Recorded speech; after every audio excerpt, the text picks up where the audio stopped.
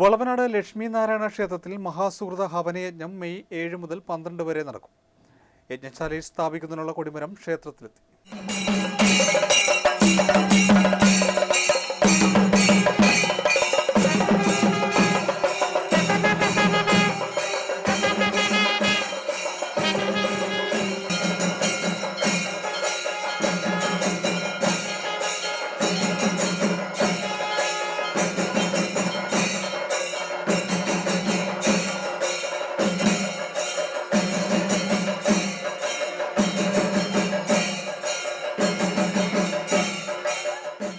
അറവുകാട് സുരഭിയിൽ ശിവദാസൻ നായർ വഴിപാടായി നൽകിയ കൊടിമരമാണ് ലക്ഷ്മിനാരായണ ക്ഷേത്രം രക്ഷാധികാരി പ്രകാശ് സ്വാമി ഏറ്റുവാങ്ങിയത്. തുടർന്ന് നടന്ന കൊടിമര ഘോഷയാത്ര അറവുകാട് ക്ഷേത്രത്തിൽ നിന്ന് ദേവസ്വം പ്രസിഡന്റ് എസ് കിഷോർ കുമാർ ഉദ്ഘാടനം ചെയ്തു. ചടങ്ങിൽ ക്ഷേത്രം മുഖ്യ രക്ഷാധികാരി Prajeesh Prakash, president advocate P Baiju, vice president Raju Pallipparambil, treasurer V Omanakuttan, M E. Uthamakurup, Lajeesh Maithra തുടങ്ങിയവർ പങ്കെടുത്തു. വളവനാട് ലക്ഷ്മി നാരായണ ക്ഷേത്രത്തിന്റെ ചരിത്രം കുറിക്കുന്ന ഒരു മഹൽ കർമ്മമാണ് 9, 10, 11, 12 തീയതി നടക്കുന്ന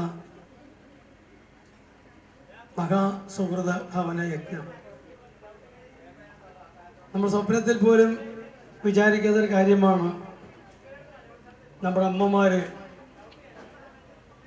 ഭഗവാനും കൂടി ചേർന്ന് നമ്മളെ ഏൽപ്പിക്കപ്പെടുന്നത്. 20 വർഷത്തിന് മുമ്പ് ചൂണ്ടി പരിയാരം ക്ഷേത്രത്തിലെ ഈ സുഹൃതയജ്ഞം നടത്തിയിട്ടുണ്ട്. അതിൻ്റെ രക്ഷാധികാരി സ്ഥാനത്ത് ഞാനും ഒരു പേരുകാരനായിരുന്നു.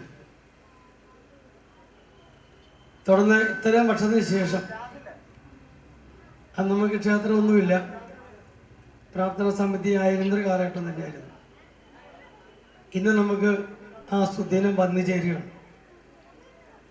മാത്രമല്ല, ഈ ഭാരതത്തിലെ ഏറ്റവും വലിയ സന്യാസി വരുന്ന പേര് പ്രസക്തി നേടിയ